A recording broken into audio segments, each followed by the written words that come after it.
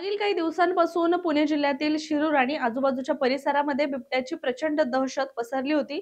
अनेकांचे बळी गेले, नागरिकांनी आंदोलनं केली, मोर्चे काढले. त्यानंतर त्या नरभक्षक बिबट्याला ठार करण्यात आलं. मात्र इथल्या ग्रामस्थांच्या मनातली ही भीती अजूनही गेली नसून त्यांनी आता स्वसंरक्षणासाठी एक तोडगा काढलाय. आता हा फोटो बघा, यामध्ये तुम्हाला या महिलेच्या गळ्याभोवती जो पट्टा दिसतोय, ती काही फॅशन नाहीये, तर बिबट्यापासून स्वतःचा बचाव करण्यासाठी परिधान केलेला हा काटेरी पट्टा आहे. आणि आता यामुळे प्रशासन आणि वन विभागाला खरंच जनतेची काही पडली आहे की नाही असा प्रश्न सुद्धा उपस्थित होतोय. चला तर याबद्दलच अधिक सविस्तररित्या जाणून घेऊया. नमस्कार, मी रामेश्वरी आणि तुम्ही पाहताय कट टू कट. पुणे जिल्ह्यातल्या जुन्नर, आंबेगाव, शिरूर, खेड, मंचर या परिसरामध्ये मागील काही दिवसांपासून बिबट्याची प्रचंड दहशत पाहायला मिळत होती आणि याचमुळे उत्तर पुणे जिल्हा हा परिसरच बिबट्यांचा हॉटस्पॉट बनला असं म्हणायला हरकत नाही.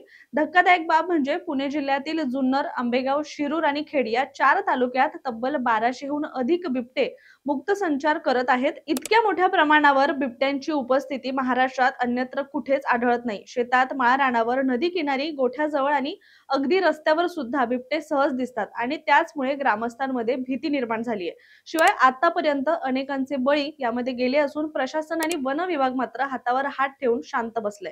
त्यामुळे आता बिबट्याला घाबरून घरात बसणं हे सुद्धा इथल्या नागरिकांना आणि शेतकऱ्यांना परवडणार नाहीये.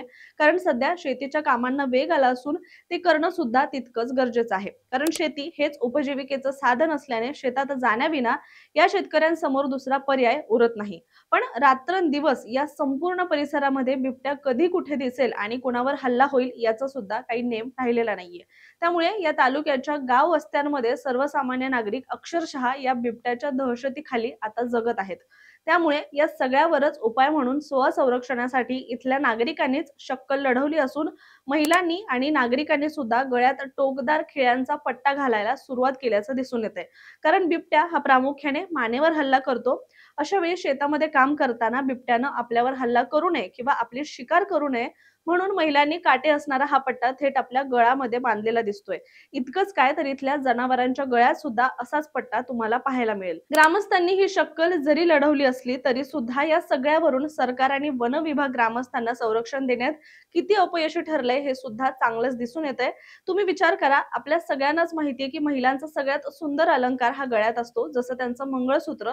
पण आता जीव वाचवण्यासाठी इथल्या महिलांना असा काटेरी पट्टा गळ्यात बांधला आहे आणि ही सरकार आणि वन विभागासाठी लाजिरवाणी गोष्ट आहे असं म्हणायला हरकत नाहीये.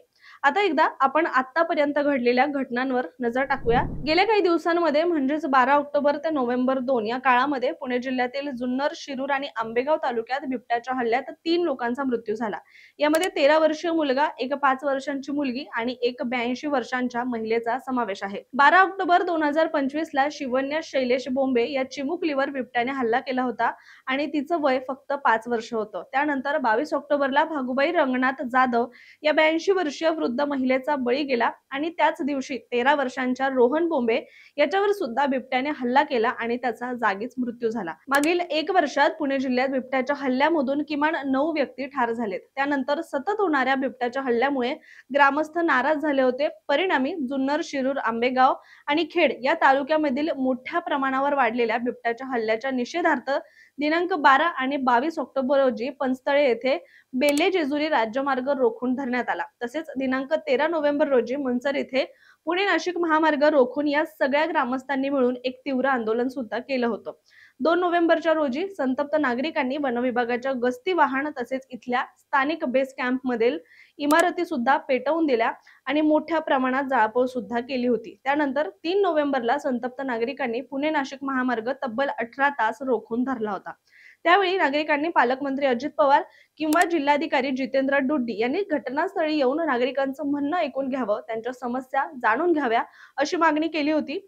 तेव्हा शिरूरचे खासदार डॉक्टर अमोल कोल्हे यांनी जिल्हाधिकारी जितेंद्र डुड्डी यांना फोन लावला आणि नागरिकांचं म्हणणं त्यांच्यापर्यंत पोहोचवण्याचा प्रयत्न केला होता. मात्र त्यावेळी फक्त फोनवरील आश्वासनानं ग्रामस्थांचं समाधान झालं नाही. पालकमंत्री किंवा वरिष्ठ प्रशासकीय अधिकाऱ्यांनी प्रत्यक्ष भेट द्यावी या मागणीवर नागरिक तेव्हा ठाम राहिले होते आणि त्याचमुळे हे आंदोलन इतकं तीव्र झालं होतं. याआधी सुद्धा वारंवार होणाऱ्या हल्ल्यामुळे ग्रामस्थांनी आधीच वन विभागाला तक्रारी दिल्या होत्या, पण विभागाकडून ठोस उपाययोजना झाल्या नाही.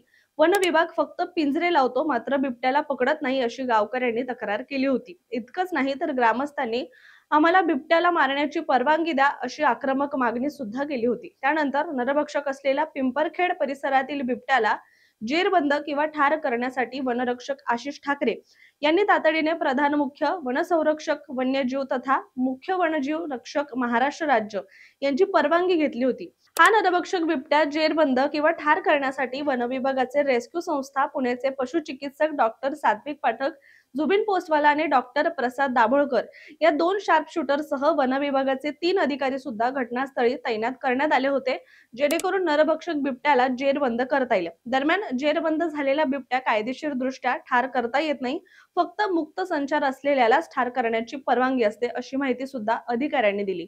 मात्र त्या नरभक्षक बिबट्याला पकडण्यासाठी वन विभागानं प्रयत्न सुरू केले. त्यानंतर ठिकठिकाणी कॅमेरा ट्रॅप सुद्धा लावण्यात आले. बिबट्या ज्या मार्गावरून फिरतो तिथे ठशांचे निरीक्षण सुद्धा करण्यात आलं. रात्री 3 थर्मल ड्रोनच्या माध्यमातून त्या अख्ख्या परिसरामध्ये बिबट्याचा शोध घेतला गेला आणि त्यानंतर सुमारे घटनास्थळापासून 400 ते 500 मीटर अंतरावर तो बिबट्या दिसून आला. त्यावेळी त्या पथकानं त्या बिबट्याला बेशुद्ध करण्यासाठी डार्ट मारला होता, पण तो फेल झाला. बिबट्या चवताळल्याचं पाहताच त्याच्यावर गोळी झाडून त्याला ठार करण्यात आलं होतं. त्या बिबट्याचं वय अंदाजे 5 ते 6 वर्ष असल्याचं सुद्धा म्हटलं गेलं. त्यानंतर नागरिकांनी तात्पुरता का होईना पण सुटकेचा निश्वास सोडला होता. पण या सर्व घटनांमागे अजूनही विचार करायला लावणारा प्रश्न म्हणजे या 4 तालुक्यांमध्ये एवढे बिबटे आले तरी कुठून? तर याबाबत तज्ञ असं सांगतात की ही परिस्थिती अचानक निर्माण झालेली नाहीये, तर गेल्या काही वर्षांपासूनच्या पर्यावरणीय आणि मानव निर्मित कारणांचा तो परिणाम आहे. पुणे जिल्ह्यात मोठ्या प्रमाणात ऊसाची शेती आहे. घनदाट ऊसाच्या शेतांमध्ये बिबट्यांना आश्रय, प्रजननासाठी जागा किंवा शिकार हे दोन्ही मिळतं. त्यामुळे हे भाग बिबट्यांसाठी अत्यंत सुरक्षित ठरतात. एका चौरस 100 किलोमीटरमध्ये 6 ते 7 बिबट्या आढळतात. ही घनता देशातील काही अभयारण्यापेक्षा सुद्धा जास्त मानली जाते. तसंच पश्चिम घाटातील जंगलांमधील जैवविविधतेचा ऱ्हास, जंगली शिकार, प्राण्यांची संख्या कमी होणं आणि मानवी वस्तीत सतत वाढता विस्तार यामुळे बिबटे मानवी परिसरांकडे आकर्षित झालेत. ते आता गावांजवळील कुत्रे, गुरं आणि कचरा यावर सुद्धा जगतात. शिवाय सिंचन प्रकल्पामुळे या भागामध्ये वर्षभर पाण्याची उपलब्धता राहते. त्यामुळे बिबट्यांना जगण्यासाठी अनुकूल वातावरण मिळतं. वाघासारखे प्रमुख शिकारी प्राणी नसल्यानं बिबट्यांना कोणताही धोका नसतो आणि त्यामुळे त्यांची संख्या आता झपाट्याने वाढत चालली आहे. प्रत्येक मादी बिबटी ही दरवेळी 3 ते 4 पिल्लांना जन्म देते आणि त्यापैकी बहुतांश जगतात आणि त्याचमुळे यांची संख्या आता दुप्पट गतीने वाढत चालली आहे. पण सध्या जी परिस्थिती बळीराजावर ओढवलेली आहे ती म्हणजे गळ्यात काटेरी पट्टा बांधून फिरणं ही खरंच लाजिरवाणी गोष्ट आहे.